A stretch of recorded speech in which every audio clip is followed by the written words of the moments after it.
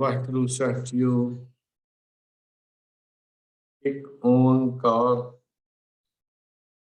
ਸਤਨਾਮ ਕਰਤਾ ਪੁਰਖ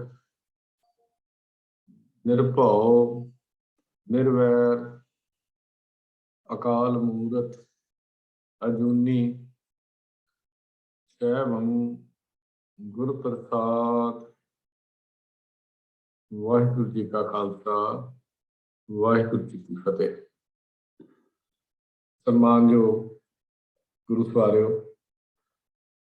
ਆਪ ਜੀ ਨੂੰ ਸਿੱਖ ਮਿਸ਼ਨਰੀ ਕਾਲਜ ਵੱਲੋਂ ਚੱਲ ਰਹੀ ਰੋਜ਼ਾਨਾ ਗੁਰਮਤਿ ਕਲਾਸ ਵਿੱਚ ਜੀ ਆਇਆਂ। ਸਿੱਖ ਰਹਿਤ ਮਰਿਆਦਾ ਦੀ ਲੜੀਵਾਰ ਵਿਚਾਰ ਅਸੀਂ ਕਰ ਰਹੇ ਹਾਂ।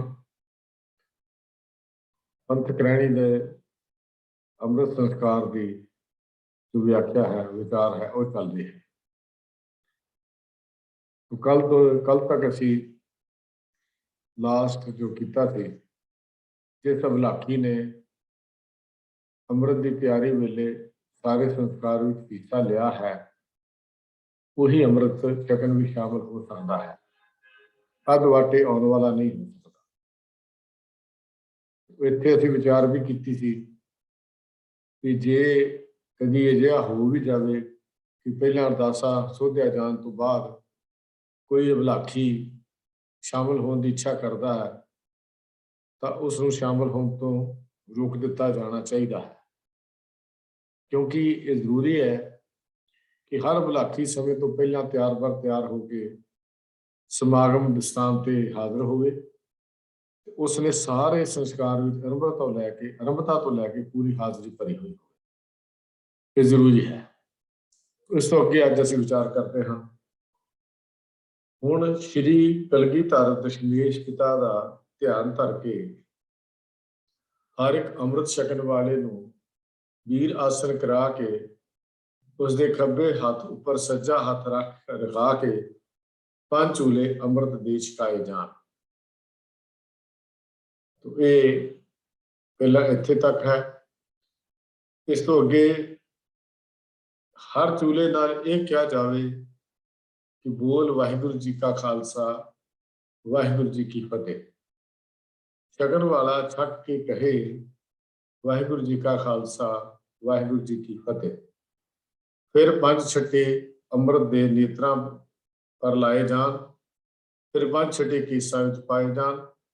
ਹਰ ਇੱਕ ਛੱਟੇ ਨਾਲ ਛਕਣ ਵਾਲਾ ਛਕਾਉਣ ਵਾਲੇ ਦੇ ਪਿੱਛੇ ਪਿੱਛੇ ਵਾਹਿਗੁਰੂ ਜੀ ਕਾ ਖਾਲਸਾ ਵਾਹਿਗੁਰੂ ਜੀ ਕੀ ਫਤਿਹ ਗਿਜਾਈ ਜਾਵੇ। ਜੋ ਅੰਮ੍ਰਿਤ ਬਾਕੀ ਰਹੇ ਉਸ ਨੂੰ ਸਾਰੇ ਅੰਮ੍ਰਿਤ ਛਕਣ ਵਾਲੇ ਸਿੱਖ ਤੇ ਸਿੱਖਣੀਆਂ ਰਲ ਕੇ ਛਕਣ। ਇੱਥੇ ਸਪਸ਼ਟ ਹੈ ਕਿ ਅੰਮ੍ਰਿਤ ਖੰਡੇ ਬਾਟੇ ਦੀ ਪੌਲ ਦੀ ਤਿਆਰੀ ਤੋਂ ਬਾਅਦ, ਅਰਦਾਸ ਹੋਣ ਤੋਂ ਬਾਅਦ ਬਾਟਾ ਪਹਿਲਾਂ ਵਾਂਗੂ ਉਸ ਕੁੰਡੀ ਉੱਤੇ ਜਾਂ ਸੁਨਹਿਰੇ ਉੱਤੇ ਜਾਂ ਉੱਚੇ ਕਿਸੇ ਟੇਬਲ ਦੇ ਉੱਤੇ ਟਿਕਾ ਦਿੱਤਾ ਜਾਵੇ। ਚੰਗੀ ਗੱਲ ਹੈ ਕਿ ਕੋਈ ਇੱਕ ਪਿਆਰਾ ਅਵਲਾਖੀਆਂ ਨੂੰ ਸਮੁੱਚੇ ਤੌਰ ਤੇ ਇਹ ਗੱਲ ਸਮਝਾ ਦੇਵੇ ਕਿ ਕਿਸ ਤਰ੍ਹਾਂ ਹਰ ਇੱਕ ਨੇ ਆਪਣੀ ਵਾਰੀ ਆ ਕੇ ਵੀਰ ਆਸਣ ਹੋਣਾ। ਸੱਜਾ ਗੋਡਾ ਜਿਮੀ ਤੇ ਲਾ ਕੇ ਸੱਜੀ ਲੱਤ ਦਾ ਭਾਰ ਪੈਰ ਤੇ ਰੱਖ ਕੇ ਬੈਠਣਾ ਤੇ ਖੱਬਾ ਗੋਡਾ ਉੱਚਾ ਕਰਕੇ ਰੱਖਣਾ। ਇਹ ਵੀਰ ਆਸਣ ਹੋਣ ਦੀ ਮਰਿਆਦਾ ਸਮਝਾਵੇ ਅਤੇ ਕਿਸ ਤਰ੍ਹਾਂ ਸੱਜਾ ਹੱਥ ਖੱਬੇ ਹੱਥ ਦੇ ਉੱਪਰ ਰੱਖ ਕੇ ਅੰਮ੍ਰਿਤ ਦਾ ਚੂਲਾ ਲੈਣਾ ਤੇ ਇਸ ਤੋਂ ਬਾਅਦ 5 ਚੂਲੇ ਅੰਮ੍ਰਿਤ ਦੇ ਵਾਰੀ ਜਿਹੜੇ ਹਨ ਉਹ ਛਕਾਏ ਜਾਣ। ਚੰਗੀ ਗੱਲ ਤਾਂ ਇਹ ਹੋਣੀ ਚਾਹੀਦੀ ਹੈ।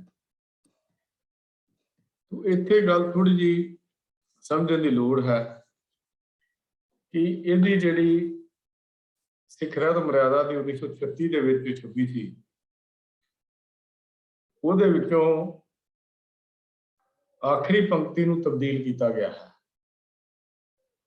ਜਿਹੜੀ ਆਖਰੀ ਪੰਕਤੀ ਹੈ, ਜੋ ਅੰਮ੍ਰਿਤ ਬਾਕੀ ਰਹੇ ਉਸ ਨੂੰ ਉਸੇ ਇੱਕ ਬਾਟੇ ਵਿੱਚ ਸਾਰੇ ਅੰਮ੍ਰਿਤ ਛਕਣ ਵਾਲੇ ਸਿੱਖ ਤੇ ਸਿੱਖਣੀਆਂ ਰਲ ਕੇ ਛਕਣ। ਉੱਥੇ ਪਹਿਲਾਂ ਇਹ ਲਿਖਿਆ ਗਿਆ ਸੀ ਫਿਰ 1936 ਦੀ ਮਰਿਆਦਾ ਵਿੱਚ। ਹੁਣ ਉਹਦੀ ਬਜਾਏ ਲਫ਼ਜ਼ ਕੀਤਾ ਗਿਆ ਜੋ ਅੰਮ੍ਰਿਤ ਬਾਕੀ ਰਹੇ ਉਸ ਨੂੰ ਸਾਰੇ ਅੰਮ੍ਰਿਤ ਛਕਣ ਵਾਲੇ ਸਿੱਖ ਤੇ ਸਿੱਖਣੀਆਂ ਰਲ ਕੇ ਛਕਣ। ਭਾਵ ਇੱਕੋ ਬਾਟੇ ਵਾਲਾ ਜਿਹੜਾ ਵਿੱਚੋਂ ਸੀ ਕੱਢ ਦਿੱਤਾ ਗਿਆ। ਇਸ ਤਬਦੀਲੀ ਨੂੰ ਧਾਰਮਿਕ ਸਲਾਹਕਾਰ ਕਮੇਟੀ ਨੇ ਆਪਣੀ 13ਵੀਂ ਇਕੱਤਰਤਾ 7 ਜਨਵਰੀ 1945 ਦੇ ਮਤਾ ਨੰਬਰ 15 ਰਾਹੀਂ ਪ੍ਰਵਾਨ ਕੀਤਾ, ਜੋ ਇੱਕ ਲਾਈਨ ਦਾ ਸੀ ਮਤਾ ਨੰਬਰ 15 ਸੀ। ਉਸੇ ਹੈਡਿੰਗ ਅੰਮ੍ਰਿਤ ਸੰਸਕਾਰ ਦੇ ਅੰਕ 2 ਦੇ ਆਖਰੀ ਫਿਕਰੇ ਵਿੱਚੋਂ ਲਫ਼ਜ਼ ਉਸ ਇੱਕ ਬਾਟੇ ਵਿੱਚੋਂ ਕੱਢ ਦਿੱਤੇ ਜਾਣ। ਇਹ ਚੇਂਜ ਜਿਹੜੀ ਸੀ 1945 ਵਿੱਚ ਹੋਈ। 1936 ਦੀ ਜਿਹੜੀ ਮਰਿਆਦਾ ਸੀ ਉਹਦੇ ਚ ਇੱਕ ਬਾਟਾ ਲਫ਼ਜ਼ ਜਿਹੜਾ ਹੈ ਉਹ ਲਿਖਿਆ ਹੋਇਆ ਮਿਲਦਾ ਹੈ। ਉਹਦੇ ਪੰਨਾ ਨੰਬਰ 16 ਦੇ ਉੱਤੇ ਸਿੱਖ ਰਹਿਤ ਮਰਿਆਦਾ 1936 ਵਾਲੀ ਪੇਜ ਨੰਬਰ 16 ਦੇ ਉੱਤੇ ਇਹ ਲਫ਼ਜ਼ ਲਿਖੇ ਹੋਏ ਮਿਲਦੇ ਹਨ। ਤੋ ਇਸ ਮੱਧ ਵਿੱਚ ਅੰਮ੍ਰਿਤ ਦੇਣ ਦੀ ਤੇ ਅੰਮ੍ਰਿਤ ਪ੍ਰਾਪਤੀ ਦੀ ਇੱਕ ਵਿਧੀ ਦਰਜ ਕੀਤੀ ਗਈ ਹੈ। ਅੰਮ੍ਰਿਤ ਬਲਾਖੀ ਨੇ 20 ਆਸਣ ਹੋ ਕੇ ਕਲਗੀਧਰ ਦਸ਼ਮੇਸ਼ ਪਿਤਾ ਦਾ ਧਿਆਨ ਰੱਖਣਾ ਹੈ, ਜੋ ਤੇ ਲਿਖਿਆ ਹੋਇਆ ਵੀ ਹੁਣ ਸ਼੍ਰੀ ਕਲਗੀਧਰ ਦਸ਼ਮੇਸ਼ ਪਿਤਾ ਦਾ ਧਿਆਨ ਧਰ ਕੇ ਹਰ ਇੱਕ ਅੰਮ੍ਰਿਤ ਛਕਣ ਵਾਲੇ ਨੂੰ 20 ਆਸਣ ਕਰਾ ਕੇ ਇਹ ਲਫ਼ਜ਼ ਲਿਖਿਆ ਹੋਇਆ ਕਿ ਕਲਗੀਧਰ ਦਸ਼ਮੇਸ਼ ਪਿਤਾ ਦਾ ਧਿਆਨ ਰੱਖਣਾ ਹੈ। ਇਸ ਦਾ ਅਰਥ ਹੈ ਕਿ ਅੰਮ੍ਰਿਤ ਦੇ ਦਾਤੇ ਸਾਹਿਬ ਸ਼੍ਰੀ ਗੁਰੂ ਗੋਬਿੰਦ ਸਿੰਘ ਜੀ ਨੂੰ ਹਾਜ਼ਰ ਨਾਜ਼ਰ ਸਮਝਣਾ ਹੈ। ਧਿਆਨ ਰੱਖਣ ਦਾ ਮਤਲਬ ਹਾਜ਼ਰ ਨਾਜ਼ਰ ਸਮਝਣਾ ਹੈ। ਹਾਜ਼ਰ ਜਾਣ ਕੇ ਆਪਣੇ ਆਪ ਨੂੰ ਗੁਰੂ ਸਾਹਿਬ ਦੀ ਹਜ਼ੂਰੀ ਵਿੱਚ ਜਾਣਨਾ ਅਤੇ ਨਾਜ਼ਰ ਜਾਣ ਕੇ ਇਹ ਮਹਿਸੂਸ ਕਰਨਾ ਕਿ ਕਲਗੀਧਰ ਪਿਤਾ ਪ੍ਰਤੱਖ ਸਾਹਮਣੇ ਸਾਨੂੰ ਨਜ਼ਰ ਆ ਰਹੇ ਹਨ। ਭਾਵ ਇਹਦੇ ਹਾਜ਼ਰ ਨਾਜ਼ਰ ਜਾਣਨ ਦਾ ਮਤਲਬ ਜੋ ਹੈ ਉਹ ਸਾਨੂੰ ਉਸ ਚੀਜ਼ ਦਾ ਅਹਿਸਾਸ ਹੋਵੇ ਜਿਹੜੀ ਅੰਮ੍ਰਿਤ ਦੀ ਦਾਤ ਕਲਗੀਧਰ ਪਾਤਸ਼ਾਹ ਜੀ ਨੇ 1699 ਨੂੰ ਪੰਜਾਂ ਨੂੰ ਬਖਸ਼ ਕੇ ਆਪ ਅੰਮ੍ਰਿਤ ਦੀ ਦਾਤ ਲਈ ਖੰਡੇ ਬਾਟੇ ਦੀ ਪਹੁਲ ਲਈ ਸੀ। ਇਹ ਉਹ ਸਾਰਾ ਇਤਿਹਾਸ ਸਾਡੀਆਂ ਅੱਖਾਂ ਤੇ ਘੁੰਮਣਾ ਚਾਹੀਦਾ ਕਿ ਕਿੰਨੀ ਵਡਮੁੱਲੀ ਚੀਜ਼ ਹੈ ਚਰ ਖੰਡੇ ਬਾਟੇ ਦੀ ਪਹੁਲ ਜਿਹੜੀ ਕਲਗੀਧਰ ਪਾਤਸ਼ਾਹ ਆਪ ਮੰਗ ਰਹੇ ਹਨ। तो ਇਹ ਇੱਕ ਬੜੀ ਹੀ ਵਧੀਆ ਜੀ ਗੱਲ ਹੈ ਕਿ ਸਾਨੂੰ ਜਿਹੜੀ ਹਾਜ਼ਰ ਨਾਜ਼ਰ ਸਮਝਣ ਦਾ ਭਾਵ ਸਿਰਫ ਇੰਨਾ ਹੀ ਹੈ, ਕੋਈ ਸਰੀਰਕ ਦਰਸ਼ਨ ਨਹੀਂ ਆ, ਸਿਧਾਂਤਕ ਦਰਸ਼ਨ ਹਨ। ਕਿ ਉਹਨਾਂ ਨੂੰ ਜਿਹੜੇ ਸਿਧਾਂਤ ਜਿਹੜੇ ਕਰਵਾਏ ਜੋ ਉੱਥੇ ਦੱਸਿਆ ਉਹ ਸਾਡੇ ਅੱਖਾਂ ਦੇ ਅੱਗੇ ਸਾਡੇ ਦਿਮਾਗ ਦੇ ਵਿੱਚ ਉਹ ਚੀਜ਼ਾਂ ਘੁੰਮਣੀਆਂ ਚਾਹੀਦੀਆਂ ਹਨ। ਤਾਂ ਇਹ ਜ਼ਰੂਰੀ ਚੀਜ਼ ਹੈ ਜੋ ਇਸ ਮੱਧ ਦੇ ਵਿੱਚ ਪਹਿਲਾਂ ਲਿਖੀ ਗਈ ਹੈ। ਤਾਂ ਫਿਰ ਇਹਨਾਂ ਪੰਜਾਂ ਪਿਆਰਿਆਂ ਵਿੱਚੋਂ ਜਿਹੜੀ ਅਗਲੀ ਜਿਹੜੀ ਮਰਿਆਦਾ ਹੈ ਜੋ ਅੱਗੇ ਲਿਖੀ ਗਈ ਹੈ ਉਹ ਹੋਰ ਵੀ ਵਧੀਆ ਹੈ। ਉਹਦਾ ਵੀ ਕਾਫੀ ਭਾਵ ਹਨ ਜੋ ਅੱਗੇ ਮਰਿਆਦਾ ਜਿਹੜੀ ਲਿਖੀ ਮਿਲਦੀ ਹੈ। ਉਹਦੇ ਵਿੱਚ ਵੀ ਜ਼ਰੂਰੀ ਹੈ ਕਿ ਸਾਨੂੰ ਉਹਦੀ ਵੀ ਸਮਝ ਹੋਵੇ ਉਹ ਕਿਉਂ ਲਿਖਿਆ ਗਿਆ ਹੈ। ਹਰ ਇੱਕ ਅੰਮ੍ਰਿਤ ਛਕਣ ਵਾਲਾ ਆਪਣੇ ਖੱਬੇ ਹੱਥ ਦੀ ਤਲੀ ਦੇ ਉੱਤੇ ਸੱਜਾ ਹੱਥ ਰੱਖ ਕੇ ਅੰਜਲੀ, ਜਿਹਨੂੰ ਅਸੀਂ ਬੁੱਕ ਕਹਿੰਦੇ ਆ, ਇਸ ਤਰ੍ਹਾਂ ਬਣਦਾ ਹੈ ਅੰਜਲੀ। ਇਸ ਤਰ੍ਹਾਂ ਜਦੋਂ ਅਸੀਂ ਪੀਂਦੀ ਕਹਿੰਦੇ ਆ ਸੱਜੇ ਖੱਬੇ ਹੱਥ ਦੇ ਉੱਤੇ ਸੱਜਾ ਹੱਥ ਰੱਖ ਕੇ, ਇਸ ਤਰ੍ਹਾਂ ਸਿੱਧਾ ਨਹੀਂ ਹੈ, ਇਸ ਤਰ੍ਹਾਂ ਅੰਜਲੀ ਬਣਦੀ ਹੈ ਜਿਹਨੂੰ ਬੁੱਕ ਕਹਿ ਲੈਂਦੇ ਅਸੀਂ। ਬੁੱਕ ਟਾਈਪ ਬਣਦਾ ਲੇਕਿਨ ਬੁੱਕ ਖੁੱਲਾ ਹੁੰਦਾ, ਲੇਕਿਨ ਤਲੀ ਉੱਤੇ ਹੱਥ ਰੱਖ ਕੇ ਇਸ ਤਰ੍ਹਾਂ ਬਣਦਾ। ਜਿਵੇਂ ਪਿੰਡਾਂ ਵਿੱਚ ਆਮ ਤੌਰ ਪਹਿਲਾਂ ਇਹ ਅੰਜਲੀ ਬਣਾ ਕੇ ਪਾਣੀ ਪੀਤਾ ਜਾਂਦਾ ਸੀ, ਖੂਹਾਂ ਦੇ ਉੱਤੇ ਪਾਣੀ ਪੀਂਦੇ ਸੀ ਤੇ ਇਸ ਤਰ੍ਹਾਂ ਵੀ ਪਾਣੀ ਪੀਣ ਦਾ ਇੱਕ ਵਿਧਾਨ ਚੱਲਦਾ ਸੀ। ਉਹ ਸੱਜੇ ਹੱਥ ਖੱਬੇ ਹੱਥ ਉੱਤੇ ਸੱਜਾ ਰੱਖ ਕੇ ਜਾਂ ਇਹ ਕਹਿ ਲਈਏ ਵੀ ਕੌਲੀ ਟਾਈਪ ਜਿਹੜੀ ਹੈ ਸੀ ਕਟੋਰੀ ਟਾਈਪ ਜਿਹਾ ਬਣ ਜਾਂਦਾ ਹੈ, ਜਦ ਤੱਕ ਕਿ ਉਹ ਜੋ ਖੰਡੇ ਬਾਟੀ ਦੀ ਪੌਲ ਹੈ ਉਹ ਥੱਲੇ ਨਾ ਡਿੱਗੇ। ਉਹਦਾ ਮਕਸਦ ਇਹ ਹੈ ਵੀ ਉਹਦੇ 'ਚ ਪਾਇਆ ਜਾਵੇ ਤਾਂ ਬਹੁਤ ਥੱਲੇ ਨਾ ਡਿੱਗੇ, ਜਿਸ ਕਰਕੇ ਇਹਨੂੰ ਅੰਜਲੀ ਜਾਂ ਬੁੱਕ ਕਹਿ ਲਈਏ ਜਾਂ ਕੌਲੀ ਟਾਈਪ ਕਹਿ ਲਈਏ ਇਹ ਬਣਾਉਣ ਦੀ ਗੱਲ ਕੀਤੀ ਜਾਂਦੀ ਹੈ। ਤਾਂ ਇਸੇ ਵਿੱਚ ਹੀ ਫਿਰ ਇਹ ਬਣਾਈ ਹੋਈ ਇਸ ਅੰਜਲੀ ਦੇ ਵਿੱਚ, ਇਸ ਬੁੱਕ ਦੇ ਵਿੱਚ ਹੀ 5 ਚੂਲੇ ਅੰਮ੍ਰਿਤ ਦੇ ਸਜਾਏ ਜਾਂਦੇ ਆ ਤੇ ਛਕਾਏ ਜਾਂਦੇ ਹਨ। ਜਿਹੜਾ ਬ੍ਰਾਹਮਣਵਾਦ ਹੈ, ਜਿਹੜਾ ਮਨੂ ਸਿਮਰਤੀ ਵਿੱਚ ਅੰਜਲੀ ਬਣਾ ਕੇ ਪਾਣੀ ਪੀਣ ਦੀ ਮਨਾਹੀ ਕੀਤੀ ਗਈ, ਇਹਦੇ ਪਿੱਛੇ ਵੀ ਇੱਕ ਬੜਾ ਵੱਡਾ ਰੀਜ਼ਨ ਸੀ ਵੀ ਇਹਨੂੰ ਅੰਜਲੀ ਬਣਾਉਣ ਦੀ ਗੱਲ ਕਿਉਂ ਕੀਤੀ ਗਈ। ਤਾਂ ਕਲਗੀਧਰ ਪਾਤਸ਼ਾਹ ਜੀ ਨੇ ਖਾਲਸੇ ਨੂੰ ਨਿਆਰਾਪਨ ਬਖਸ਼ਦਿਆਂ ਹੋਇਆ ਅੰਮ੍ਰਿਤ ਦੀ ਦਾਤ ਅੰਜਲੀ ਵਿੱਚ ਲੈਣ ਦੀ ਮਰਿਆਦਾ ਨਿਸ਼ਚਿਤ ਕਰ ਦਿੱਤੀ। ਉਹਨਾਂ ਦੇ ਭਰਮ ਵਹਿਮ ਨੂੰ ਤੋੜ ਦਿੱਤਾ। ਜੋ ਭਰਮ ਵਹਿਮ ਚੱਲੇ ਜਾਂਦੇ ਸਨ ਧਰਮ ਦੇ ਨਾਂ ਤੇ, ਉਹਨਾਂ ਨੂੰ ਵੀ ਖਤਮ ਕਰ ਦਿੱਤਾ। ਜਦੋਂ ਸਿੱਧਾ ਨੇ ਵੀ ਸ੍ਰੀ ਗੁਰੂ ਨਾਨਕ ਦੇਵ ਮਹਾਰਾਜ ਨੂੰ ਜਦੋਂ ਉਹਨਾਂ ਦੇ ਪਿੱਛਿਆ ਪੱਤਰ ਜਾਂ ਖੱਪਰ ਕਾਸੇ ਚਿੱਪੀ ਬਾਰੇ ਪੁੱਛਿਆ ਵੀ ਕਿੱਥੇ ਹੈ, ਤਾਂ ਹਜ਼ੂਰ ਦੇ ਸੱਚੇ ਪਾਤਸ਼ਾਹ ਗੁਰੂ ਨਾਨਕ ਦੇਵ ਮਹਾਰਾਜ ਨੇ ਜਿਹੜਾ ਜ਼ਿਕਰ ਕੀਤਾ ਤਲੰਗ ਰਾਗ ਦੇ ਸ਼ਬਦ ਵਿੱਚ, ਕਰ ਕਾਸਾ ਦਰਸ਼ਨ ਕੀ ਭੂਖ, ਮੈਂ ਦਰ ਮੰਗੋ ਨੀਤਾ ਨੀਤ, ਤੋ ਦਰਸ਼ਨ ਕੀ ਕਰੋ ਸਮਾਏ, ਮੈਂ ਦਰ ਮੰਗਤ ਭੀਖਿਆ ਪਾਏ। ਉਹਦੇ ਵਿੱਚ ਵੀ ਸਾਰੀਆਂ ਚੀਜ਼ਾਂ ਦਾ ਵਰਣਨ ਕੀਤਾ ਹੈ। ਉਸ ਸ਼ਬਦ ਵਿੱਚ ਵੀ ਸਾਰੀਆਂ ਚੀਜ਼ਾਂ ਦਾ ਵਰਣਨ ਕੀਤਾ ਹੈ। ਤੋ ਹੁਣ ਇਸ ਕਰਕੇ ਇੱਥੇ ਅੰਜਲੀ ਬਣਾਉਂਦੀ ਜਾਂ ਇਸ ਤਰ੍ਹਾਂ ਕੋਲੀ ਬਣਾਉਂਦੀ ਜਾਂ ਇਸ ਤਰ੍ਹਾਂ ਖੱਬੇ ਹੱਥ ਉੱਤੇ ਸੱਜਾ ਹੱਥ ਰੱਖ ਕੇ ਜਿਹੜੀ ਗੱਲ ਹੈ ਉਹ ਲਿਖੀ ਗਈ ਹੈ, ਕਿਹਾ ਗਿਆ ਹੈ। ਫਿਰ ਅੰਮ੍ਰਿਤ ਜਾਂ ਜੋ ਕੌਣ ਵਾਲਾ ਪਿਆਰਿਆਂ ਵਿੱਚੋਂ ਇੱਕ ਪਿਆਰਾ ਹੈ, ਉਹ ਇਸ ਤਰ੍ਹਾਂ ਖੰਡੇ ਬਾਟੇ ਦੀ ਪੋਹ ਲਈ ਸਜਰੀ ਚ ਪਾਉਂਦਾ ਤੇ ਕਹਿੰਦਾ, ਬੋਲ ਵਾਹਿਗੁਰੂ ਜੀ ਕਾ ਖਾਲਸਾ ਵਾਹਿਗੁਰੂ ਜੀ ਕੀ ਫਤਿਹ। ਅੰਮ੍ਰਿਤ ਪਾਨ ਕਰਨ ਵਾਲਾ ਫਿਰ ਅੰਮ੍ਰਿਤ ਨੂੰ ਛਕ ਕੇ ਤੇ ਬੋਲਦਾ ਹੈ, ਵਾਹਿਗੁਰੂ ਜੀ ਕਾ ਖਾਲਸਾ ਵਾਹਿਗੁਰੂ ਜੀ ਕੀ ਫਤਿਹ। ਤੋ ਇੱਕ ਇਹਦੇ ਵਿੱਚ ਬੜੀ ਦ੍ਰਿੜਤਾ ਹੈ। 5 ਵਾਰੀ ਇਹ ਪਿਲਾਇਆ ਜਾਂਦਾ, ਜਦੋਂ ਪੀਣ ਲਈ ਦਿੱਤਾ ਜਾਂਦਾ, 5 ਵਾਰੀ ਨੇਤਰਾਂ ਵਿੱਚ ਬੁਰਕਿਆ ਜਾਂਦਾ ਹੈ, 5 ਵਾਰੀ ਇਹ ਚੂਲਾ ਸੀਜ ਵਿੱਚ ਸਜਾਇਆ ਜਾਂਦਾ, ਇਹੋ ਹੀ ਬੁਲਾਇਆ ਜਾਂਦਾ, ਵਾਹਿਗੁਰੂ ਜੀ ਕਾ ਖਾਲਸਾ ਵਾਹਿਗੁਰੂ ਜੀ ਕੀ ਫਤਿਹ। 17 ਵਾਰੀ ਇੱਕ ਮਨੁੱਖ ਦੇ ਜ਼ਬਾਨ ਤੇ ਜਦੋਂ ਇਹ ਗੱਲ ਨਿਕਲਦੀ ਹੈ, ਵਾਹਿਗੁਰੂ ਜੀ ਕਾ ਖਾਲਸਾ ਵਾਹਿਗੁਰੂ ਜੀ ਕੀ ਫਤਿਹ, ਇੱਕ ਵਾਰੀ ਖੰਡੇ ਬਾਟੇ ਦੀ ਪੌਲ ਲੈਣ ਤੋਂ ਪਹਿਲਾਂ, ਇੱਕ ਵਾਰੀ ਖੰਡੇ ਬਾਟੇ ਦੀ ਪੌਲ ਲੈਣ ਤੋਂ ਬਾਅਦ, ਜਦੋਂ ਖੜੇ ਹੋ ਕੇ ਫਿਰ ਸਾਰੀ ਸੰਗਤ ਨੂੰ ਬੁਲਾਉਂਦਾ ਹੈ, ਵਾਹਿਗੁਰੂ ਜੀ ਕਾ ਖਾਲਸਾ ਵਾਹਿਗੁਰੂ ਜੀ ਕੀ ਫਤਿਹ। ਤੇ 15 ਵਾਰੀ ਜਦੋਂ ਅੰਮ੍ਰਿਤ ਇਹ ਖੰਡੇ ਬਾਟੇ ਦੀ ਪੌਲ ਲੈਣ ਲੱਗਿਆ, ਉਹਨੂੰ ਵਾਹਿਗੁਰੂ ਜੀ ਕਾ ਖਾਲਸਾ ਵਾਹਿਗੁਰੂ ਜੀ ਕੀ ਫਤਿਹ ਬੁਲਾਉਂਦਾ ਹੈ। 17 ਵਾਰੀ ਜਦੋਂ ਮਨੁੱਖ ਨੇ ਫਤਿਹ ਗੁਜਾ ਦਿੱਤੀ ਤਾਂ ਉਹਨੂੰ ਅਹਿਸਾਸ ਹੋ ਗਿਆ ਵੀ ਹੁਣ ਮੈਂ ਵਾਹਿਗੁਰੂ ਦਾ ਹੋ ਗਿਆ। ਤਿੰਨ ਚੁੱਕੀ ਮੁਹਤਾਜੀ ਲੋਗਨ ਕੀ, ਹਰ ਪ੍ਰਭ ਅੰਗ ਕਰ ਬੈਠਾ ਪਾਸ। ਵੀ ਜਿਹੜਾ ਆਪਣੇ ਵਾਹਿਗੁਰੂ ਦਾ ਹੋ ਜਾਏ, ਗੁਰੂ ਦਾ ਹੋ ਜਾਏ, ਪਰਮੇਸ਼ਰ ਦਾ ਹੋ ਜਾਏ, ਉਹ ਫਿਰ ਲੋਕਾਂ ਦੀ ਮੁਹਤਾਜੀ ਨਹੀਂ ਕਰਦਾ। ਜਦੋਂ ਵਾਹਿਗੁਰੂ ਦੇ ਕੋਲ ਬੈਠ ਜਾਏ ਫਿਰ ਉਹਨੂੰ ਕਿਸੇ ਹੋਰ ਦੀ ਪਰਵਾਹ ਨਹੀਂ ਹੁੰਦੀ, ਹੋਰ ਕਿਸੇ ਦੀ ਕਾਰ ਨਹੀਂ ਹੁੰਦੀ। ਹਮ ਕਾਹੂ ਕੀ ਕਾਰ ਨਾ ਕਾਟਤੇ ਆਪਣੇ ਗੁਰ ਪ੍ਰਸਾਦੇ। ਆਪਣੇ ਗੁਰੂ ਦੀ ਕਿਰਪਾ ਨਾਲ ਹੁਣ ਮੈਂ ਕਿਸੇ ਦੀ ਗੁਲਾਮੀ ਮੁਹਤਾਜੀ ਨਹੀਂ ਕਰਦਾ। ਕਿਉਂ? ਕਿਉਂਕਿ ਮੇਰਾ ਉਹਨਾਂ ਤੋਂ ਵਾਸਤਾ ਹੀ ਕੋਈ ਨਹੀਂ, ਮੇਰਾ ਉਹਨਾਂ ਨਾਲ ਲੈਣ ਦੇਣੀ ਕੋਈ ਨਹੀਂ। ਮੈਂ ਕਿਉਂ ਮੁਹਤਾਜੀ ਕਰਾਂ, ਕਿਉਂ ਗੁਲਾਮੀ ਕਰਾਂ? ਫਿਰ ਉਹ ਕਹਿੰਦਾ ਕਿ ਸੋ ਜਾਂਚੀ ਕਿਸ ਅਰਾਧੀ, ਜਾਂ ਸਭ ਕੋ ਕੀਤਾ ਹੋਸੀ, ਜੋ ਜੋ ਦਿਸੇ ਵੱਡਾ ਵਡੇਰਾ, ਸੋ ਸੋ ਖਾਕੂ ਰਲ ਸੀ।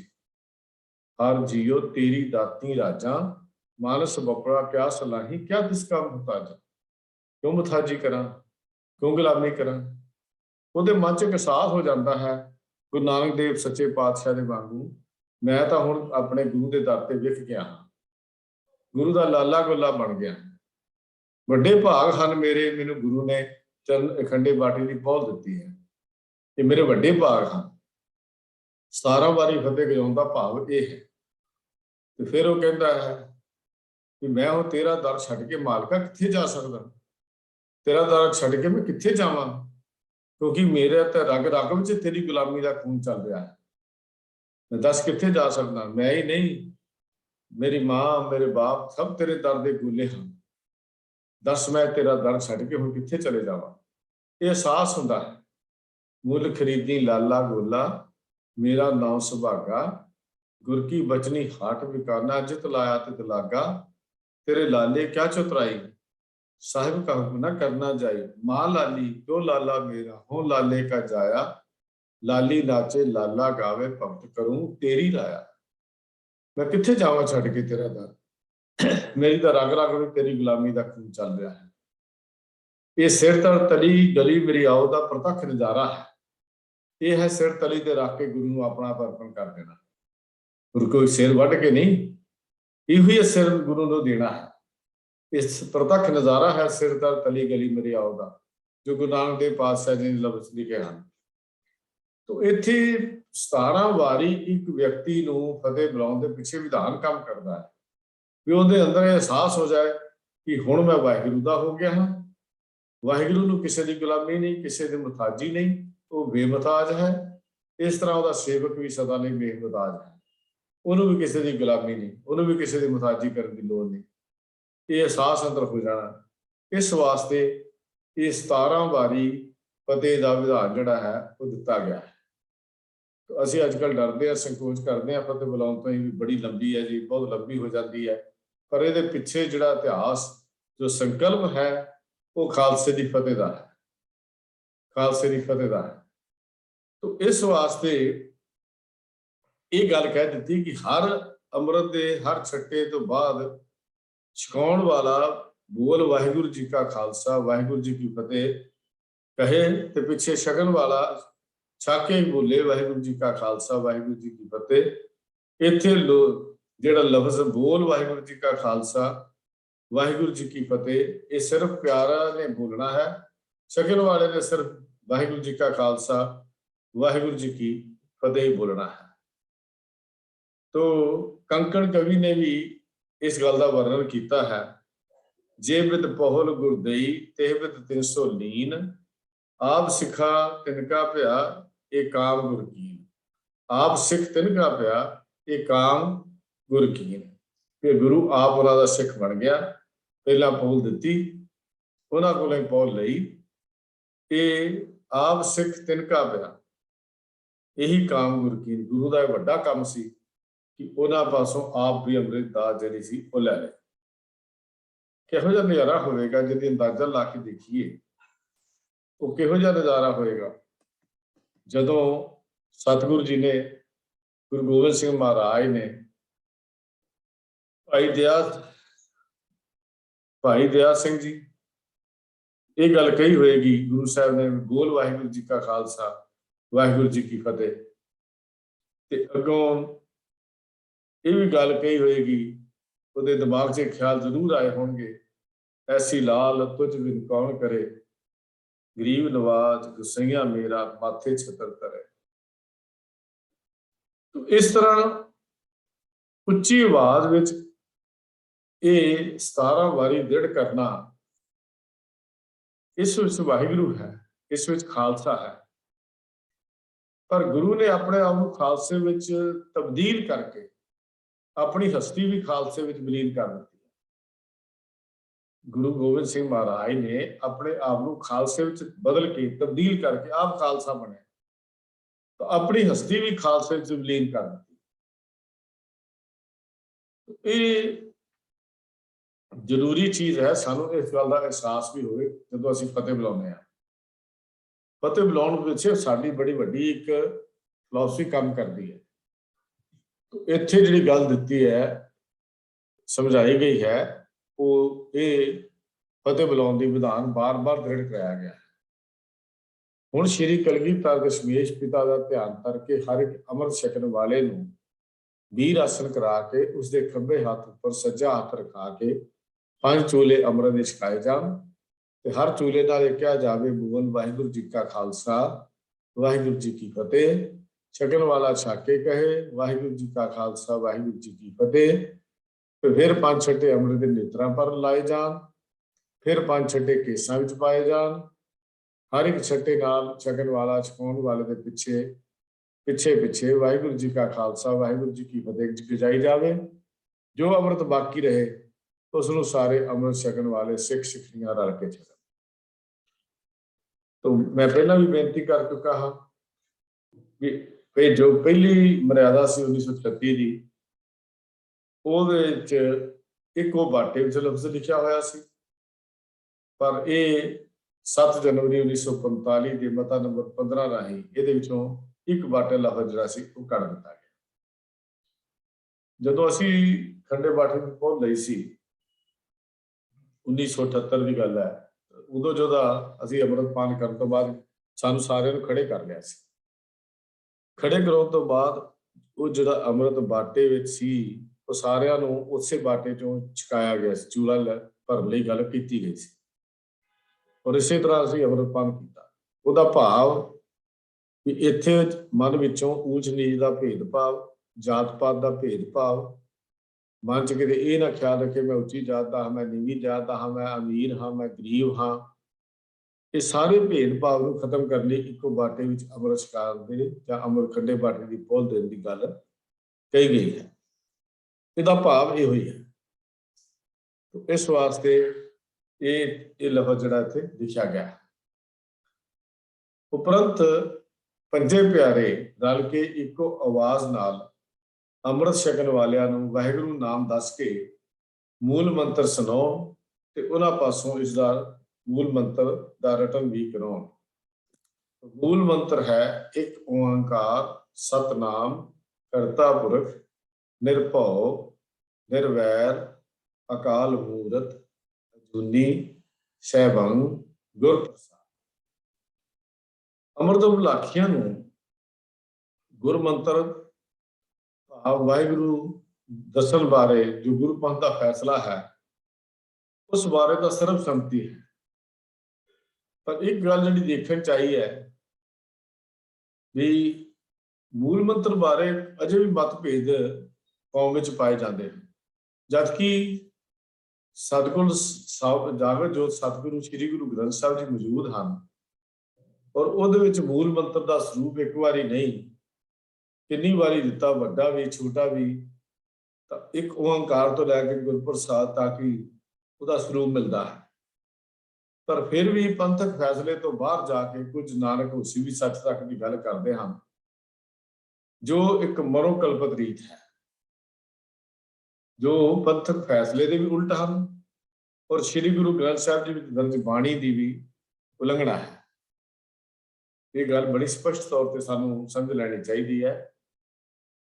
ਗੁਰੂ ਪੰਥ ਦੇ ਫੈਸਲੇ ਪ੍ਰਤੀ ਬਣਦੇ ਵਿਸ਼ਵਾਸ ਅੰਦਰ ਪ੍ਰੇਰਣਾ ਪੈਦਾ ਕਰਨ ਦਾ ਇੱਕ ਯਤਨ ਹੈ। ਜਿਹੜਾ ਭਰੋਸਾ ਗੁਰੂ ਪੰਥ ਤੇ ਬਣਦਾ ਉਹ ਤੋੜਨ ਦਾ ਇੱਕ ਯਤਨ ਹੈ। ਪੰਥਕ ਬਿਰਤੀ ਪੰਥਕ ਸੋਚ ਰੱਖਣ ਵਾਲੇ ਸੱਜਣ ਮੂਲ ਮੰਤਰ ਦੀ ਸਿਧਾਂਤਕ ਮੰਤਰ ਦੇ ਬਾਬਤ ਜੋ ਕੁਝ ਸਪਸ਼ਟ ਕਰਦੇ ਹਨ ਉਹ ਬੜਾ ਕਮਾਲ ਦਾ ਹੈ। ਗੁਰਪ੍ਰਸਾਦ ਤੋਂ ਬਾਅਦ ਡੰਡੀਆਂ ਦਾ ਪੂਰਨ ਵਿਸਰਾਮ ਫੁੱਲ ਸਟਾਪ ਹੈ। 2 ਡੰਡੀਆਂ ਲੱਗ ਗਈਆਂ। ਸਾਰੇ ਗੁਰੂ ਗ੍ਰੰਥ ਸਾਹਿਬ ਦੀ ਤਰਤੀਬ ਇਸੇ ਤਰ੍ਹਾਂ ਹੀ ਹੈ, ਜਿੱਥੇ ਵੀ ਲਾਈਨ ਮੁੱਕਦੀ ਹੈ ਉੱਥੇ 2 ਡੰਡੀਆਂ ਲੱਗ ਜਾਂਦੀਆਂ ਹਨ। ਜਿਸ ਪੂਰਨ ਵਿਸਰਾਮ ਢੰਗ ਦੀ ਵਰਤੋਂ ਗੁਰੂ ਪਾਤਸ਼ਾਹ ਨੇ ਬਾਕੀ ਸਾਰੀ ਬਾਣੀ ਵਿੱਚ ਕੀਤੀ ਹੈ। ਜਪ ਦੋਨੇ ਪਾਸੇ ਡੰਡੀਆਂ ਹਨ, ਲੌਕ ਕੀਤਾ ਹੋਇਆ ਸਰਲੇਖ ਹੈ ਬਾਣੀ ਦਾ। ਅਗਲੀ ਬਾਣੀ ਦਾ ਨਾਮ ਹੈ, ਉਹਦੇ ਤੋਂ ਪਹਿਲਾਂ ਵੀ 2 ਡੰਡੀਆਂ ਹਨ, ਬਾਅਦ ਵਿੱਚ ਵੀ 2 ਡੰਡੀਆਂ ਹਨ। ਪਰ ਅੱਜ ਕੁਝ ਲੋਕਾਂ ਨੇ ਸ਼ਰਾਰਤ ਕਰਕੇ ਜਪ ਬਾਣੀ ਦੇ ਅਗਲੀਆਂ ਡੰਡੀਆਂ ਨੂੰ ਗੁਟਕਿਆਂ ਵਿੱਚੋਂ ਹੀ ਹਟਾ ਦਿੱਤਾ ਹੈ, ਤਦ ਕਿ ਹੌਲੀ ਵਾਰੀ ਆਉਣ ਵਾਲੀਆਂ ਪੀੜ੍ਹੀਆਂ ਨੂੰ ਭੁਲੇਖਾ ਪਾ ਕੇ ਮੂਲ ਮੰਤਰ ਦੇ ਸਰੂਪ ਨੂੰ ਨਾਨਕ ਹੋਸੀ ਵੀ ਸੱਚ ਤੱਕ ਲਿਜਾਣ ਦੀ ਕੋਸ਼ਿਸ਼ ਸਾਜ਼ਿਸ਼ ਜਿਹੜੀ ਹੈ ਉਹ ਕੀਤੀ ਜਾ ਰਹੀ ਹੈ। 2 ਡੰਡੀਆਂ ਹੱਦਾਂ ਹਨ, ਸਾਡੀ ਇੱਕ ਬਾਉਂਡਰੀ ਹੈ ਜੋ ਨਿਸ਼ਚਿਤ ਰੂਪ ਵਿੱਚ ਜਪ ਨੂੰ ਮੂਲ ਮੰਤਰ ਅਤੇ ਅੱਗੇ ਆਰੰਭ ਹੋ ਰਹੀ ਰਚਨਾ ਨਾਲੋਂ ਅਲੱਗ ਕਰਦੀਆਂ ਹਨ। ਵੀ ਜਪ ਦਾ ਸੰਬੰਧ ਜਿਹੜਾ ਹੈ ਉਹ ਬਾਣੀ ਦਾ ਨਾਮ ਹੈ। ਇਹਦਾ ਮਤਲਬ ਉਹ ਬਾਣੀ ਦਾ ਹਿੱਸਾ ਨਹੀਂ ਹੈ, ਜਿਵੇਂ ਸੁਖਮਣੀ ਬਾਣੀ ਦਾ ਨਾਮ ਹੈ, ਬਾਣੀ ਦਾ ਹਿੱਸਾ ਨਹੀਂ ਹੈ। 12 ਮਾਹ ਬਾਣੀ ਦਾ ਨਾਮ ਹੈ, ਥੱਲੇ ਹਿੱਸਾ ਨਹੀਂ ਹੈ। ਓੰਕਾਰ ਬਾਣੀ ਦਾ ਨਾਮ ਹੈ, ਸਿੱਧ ਗੋਸ਼ਟ ਬਾਣੀ ਦਾ ਨਾਮ ਹੈ, ਸੱਦ ਬਾਣੀ ਦਾ ਨਾਮ ਹੈ। ਇਹ ਨਾਮ ਹਨ। ਤੋ ਇੱਥੇ ਇਹਨੂੰ ਅਲੱਗ ਕੀਤਾ ਗਿਆ। ਅੱਗੋਂ ਜਿਹੜਾ ਸ਼ੁਰੂ ਹੁੰਦਾ ਆਦਿ ਸੱਚ ਜੁਗਾਦ ਸੱਚ, ਜਪ ਬਾਣੀ ਦਾ ਪਹਿਲਾ ਸ਼ਲੋਕ ਹੈ। ਇੱਥੋਂ ਬਾਣੀ ਸ਼ੁਰੂ ਹੁੰਦੀ ਹੈ, ਇੱਥੇ ਸ਼ਲੋਕ ਸ਼ੁਰੂ ਹੁੰਦਾ ਹੈ। ਤਾਂ ਪਹਿਲੀ ਪੌੜੀ ਸੋਚਿਆ ਸੋਚ ਨਾ ਹੋਵੀ ਤੋਂ ਸ਼ੁਰੂ ਹੁੰਦੀ ਹੈ।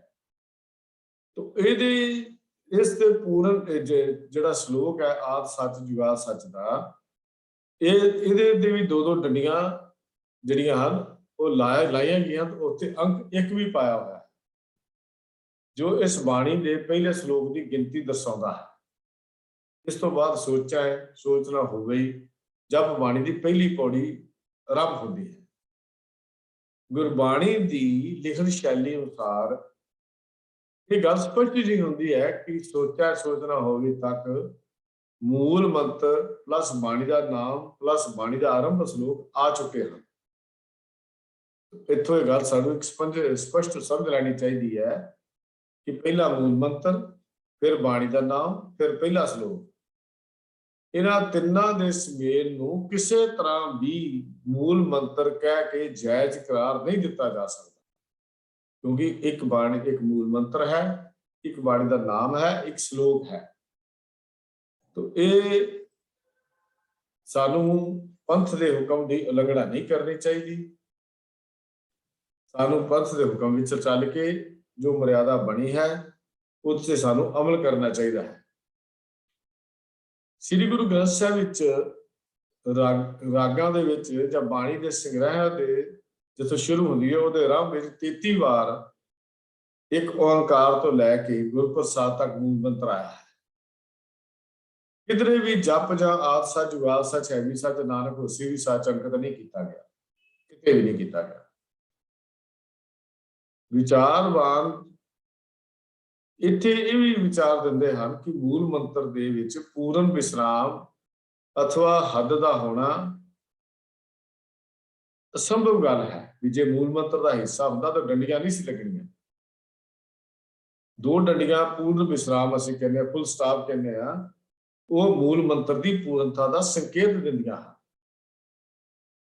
सो इन्हां विचारां नूं, इन्हां ख्यालां नूं, पंथक फैसलियां नूं असीं ध्यान विच रख के गुरु पंथ ने गुरु ग्रंथ साहिब की लिखनकारी के आधार ते ही ये बिल्कुल ठीक फैसला किया है कि मूल मंत्र एक ओंकार तो लैके गुरप्रसाद तक ही है। इस वास्ते ही अमृत पान कराउण लग्गिया भी ये मूल मंत्र का स्वरूप इत्थे तक सानू दस्सिया जाता है। तो इत्थे 1936 की जिहड़ी रहत मर्यादा सी उत्थे वाहिगुरू के स्वरूप की थां ते हुण वाहिगुरू का नाम जिहड़ा है चेंज किया गया। 1936 वाली सिख रहत मर्यादा विच अंकित सी वाहिगुरू का स्वरूप दस्सण वाले लई मूल मंत्र सुनाण। उत्थे लिखिया सी वाहिगुरू का स्वरूप दस्सण लई मूल मंत्र सुनाण। धार्मिक सलाहकार कमेटी की 13वीं इकत्तरता हुई 7 जनवरी 1945 के मता नंबर 14 राही, पहली 15 का सी, 14 राही तब्दीली करके सिर्फ वाहिगुरू का नाम दस के मूल मंत्र सुनाउण कर दिता गया है। तो ये मते की शब्दावली है। मता नंबर 14 हैडिंग अमृत संस्कार के अंक 2 विच लफ्ज वाहिगुरू का स्वरूप दस्सण वाली की थां ते वाहिगुरू का नाम दस के कर दिते जाण। ये चेंज जिहड़ी है 1945 ਦੇ ਵਿੱਚ ਹੋਈ है।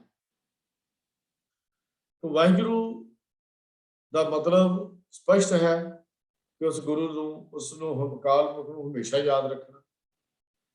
ਜੇ ਅਸੀਂ ਸਾਨੂੰ ਉੱਠਦਿਆਂ ਬਹਿੰਦਿਆਂ ਅਸੀਂ ਵਾਹਿਗੁਰੂ ਗਾਉਂਦੇ ਹਾਂ, ਬੋਲਦੇ ਹਾਂ ਤੇ ਇਹਦਾ ਮਤਲਬ ਵੀ ਸਾਨੂੰ ਉਸ ਵਾਹਿਗੁਰੂ ਦੇ ਹਸਤੀ ਦਾ ਵੱਡਾਪਨ, ਉਸ ਹਸਤੀ ਦੀ ਸਰਵ ਵਿਆਪਕਤਾ, उस हस्ती के वड्डे होने का जानकारी है। तो कई बारी कुछ सज्जन जिहड़े हन वो बाहर दीयां दलीलां विच थोथा जिहा विश्वास करके गुरु पंथ के फैसलियां की उलंघना करते हैं। केवल दलीलां के आधार के उत्ते कोई फैसला कर लेना ये पंथक फैसलियां की सीधी उलंघना है। कई बार ये भी कह दिता जाता है भी श्री हरमंदर साहब दरबार साहब के मुख्य दरवाजे से एक ओंकार तो लैके उसी भी सच तक लिख के अगली बार लिखी है। इत्थे ये भी गल समझण वाली है कि हरमंदर साहब के दरबार साहब के दूजे दरवाजे अजायब घर वाली बाई उत्ते उत्थे एक ओंकार तो लैके गुरप्रसाद तक ही मूल मंत्र लिखा गया है। उत्थे ये भी गल सानू समझ लैनी चाहिए है जो अजायब घर वाले पासे मूल मंत्र का स्वरूप जिहड़ा है वो दिता गया है। जे श्री अकाल तख्त साहिब ते असी बाबा दीप सिंह जी के चक्कर की उदाहरण लईए, जिथे एक पासे 10 पातशाहियां के नाम ते दूजे पासे पाठ लिखा हुआ नानक होसी भी सच तक है। तो तख्त श्री केसगढ़ साहिब के उत्ते जिहड़ी ये भी उदाहरण दे उत्ते चक्कर पे लिखा दशमेश जी के चक्कर की जो लिखत है उत्थे एक ओंकार तो लैके अगे आपे जाने आपे आप दी 22 पौड़ियां तक पाठ उचारिया है। इस अनुसार एक ओंकार तो लैके आपे जाने आप तक मूल मंत्र फिर मान लेना चाहिए है। फिर जप का असली आकार ही 22 पौड़ियां का मान लेना चाहिए है। तो जो कि ਐਵੇਂ ਸਾਡੇ ਮਨੋਕਲਪਲ ਦਲੀਲਾਂ ਹਨ, ਪੰਥਕ ਫੈਸਲਿਆਂ ਦੇ ਅਗੇਂਸਟ ਜਾ ਕੇ ਸਾਨੂੰ ਖੜੇ ਨਹੀਂ ਹੋਣਾ ਚਾਹੀਦਾ। ਆਮ ਤੌਰ ਤੇ ਜਿਵੇਂ ਕੱਲ ਵੀ ਇੱਕ ਸਵਾਲ ਆਇਆ ਸੀ ਵੀ ਗੁਰ ਇਤਿਹਾਸ ਦੀ ਜਿਹੜੀ ਕਥਾ ਵਿਚਾਰ ਹੈ ਗੁਰੂ ਪ੍ਰਤਾਪ ਸੂਰਜ ਗ੍ਰੰਥਾਵਲੀ ਤੋਂ ਸਰੋਤਿਆਂ ਨੂੰ ਆਮ ਸੁਣਾਈ ਜਾਂਦੀ ਹੈ, ਸਰਵਣ ਕਰਾਈ ਜਾਂਦੀ ਹੈ। ਉਸ ਅਨੁਸਾਰ ਦਾ ਗੁਰੂ ਨਾਨਕ ਸਾਹਿਬ ਨੇ ਵੇਈ ਤੋਂ ਬਾਹਰ ਆ ਕੇ ਇੱਕ ਓਂਕਾਰ ਤੋਂ ਲੈ ਕੇ ਗੁਰਪ੍ਰਸਾਦ ਤੱਕ ਸਿੱਖੀ ਦਾ ਮੁੱਢਲਾ ਉਪਦੇਸ਼ ਦ੍ਰਿੜ ਕਰਵਾਇਆ ਲਿਖਿਆ ਹੈ, ਕੁਝ ਵੀ ਲਿਖਿਆ ਹੈ। ਵਿਦਵਾਨ ਸੱਜਣ ਇਸ ਗ੍ਰੰਥਾਵਲੀ ਤੇ ਨਾਨਕ ਪ੍ਰਕਾਸ਼ ਭਾਗ ਵਿੱਚੋਂ ਸੰਬੰਧਿਤ ਅਧਿਆਇ ਨੂੰ ਪੜ੍ਹ ਕੇ ਵੇਖ ਲੈਣ, ਉੱਥੇ ਸਮਝ ਆ ਜਾਏਗੀ ਕਿ ਮੂਲ ਮੰਤਰ ਦਾ ਸਰੂਪ ਇੱਕ ਓਂਕਾਰ ਤੋਂ ਲੈ ਕੇ ਗੁਰਪ੍ਰਸਾਦ ਤੱਕ ਹੈ। ਹਾਲਾਂ ਇਹਦੀ ਵਿਆਖਿਆ ਮੈਂ ਤਾਂ ਕਹਿ ਰਿਹਾ ਵੀ ਸਾਡੇ ਵਿੱਚ ਪਾਏ ਹੋਏ ਇਹ ਭੁਲੇਖੇ ਜਿਹੜੇ ਹਨ ਇਹਨਾਂ ਨੂੰ ਸਾਨੂੰ ਸਮਝਣ ਦੀ ਲੋੜ ਹੈ। ਇਹ ਇਸ ਕਰਕੇ ਦੀ ਵਿਆਖਿਆ ਮੈਂ ਨਹੀਂ ਕਰ ਰਿਹਾ, ਬੇਸ਼ੱਕ ਇੱਥੇ ਦੀ ਬਹੁਤੀ ਜ਼ਰੂਰਤ ਵੀ ਨਹੀਂ ਸੀ, ਲੇਕਿਨ ਮੈਂ ਸਮਝਦਾ ਵੀ ਸਾਨੂੰ ਇਹਨਾਂ ਦੀ ਜਾਣਕਾਰੀ ਜ਼ਰੂਰ ਹੋਣੀ ਚਾਹੀਦੀ ਹੈ ਜਿਹੜੇ ਸਾਡੇ ਕਲਾਸ 'ਚ ਬੈਠੇ ਨੇ, ਵੀ ਮੂਲ ਮੰਤਰ ਦੇ ਸਰੂਪ ਨੂੰ ਕਿਸੇ ਹਾਲਤ ਵਿੱਚ ਵੀ ਨਾਨਕ ਹੋਸੀ ਵਿੱਚ ਤੱਕ ਨਹੀਂ ਕਿਹਾ ਜਾ ਸਕਦਾ, ਨਾ ਹੀ ਮੰਨਿਆ ਜਾ ਸਕਦਾ ਹੈ। ਤਾਂ ਇਸ ਕਰਕੇ ਮੈਂ ਆਪ ਜੀ ਦੇ ਨਾਲ ਇੰਨੀ ਵਿਚਾਰੇ ਦੇ ਬਾਰੇ ਗੱਲ ਕੀਤੀ ਹੈ। ਅਦਰਵਾਈਜ਼ ਇਹ ਜੋ ਲਿਖੇ ਗਏ ਤਾਂ ਸਿਰਫ ਇੰਨਾ ਹੀ ਸੀ ਕਿ ਸਭਨਾ ਪੰਥ ਹਿਤੈਸ਼ੀਆਂ ਨੂੰ ਸਾਵਧਾਨ ਰਹਿਣ ਦੀ ਲੋੜ ਹੈ। ਅੰਮ੍ਰਿਤ ਛਕਣ ਦੇ ਵਿਰਾਖਿਆਂ ਨੂੰ ਅੰਮ੍ਰਿਤ ਛਕਾ ਕੇ ਗੁਰੂ ਪੰਥ ਦੇ ਹੁਕਮ ਅਨੁਸਾਰ ਇੱਕ ਓਂਕਾਰ ਸਤਨਾਮ ਕਰਤਾ ਪੁਰਖ ਨਿਰਭਉ ਨਿਰਵੈਰ ਅਕਾਲ ਮੂਰਤ ਅਜੂਨੀ ਸਹਿਬੰਗ ਗੁਰ ਪ੍ਰਸਾਦ ਹੀ ਮੂਲ ਮੰਤਰ ਦ੍ਰਿੜ ਕਰਵਾਉਣਾ ਚਾਹੀਦਾ, ਹਰ ਕਰਵਾਇਆ ਜਾਂਦਾ ਹੈ। ਇਹੋ ਹੀ ਜਿਹੜੀ ਇਹ ਸਾਡੀ ਮੰਨਣ ਵਾਲੀ ਗੱਲ ਹੈ। ਮੂਲ ਮੰਤਰ ਅਸਲ ਵਿੱਚ ਆਪਣੇ ਇਸ਼ਟ ਦੀ ਵਡਿਆਈ ਹੈ, ਉਹਦੇ ਗੁਣ ਹਨ ਜਿਹਦੇ ਅਸੀਂ ਇਹ ਗੁਣਾਂ ਨੂੰ ਗਾਇਨ ਕਰਨਾ ਹੈ।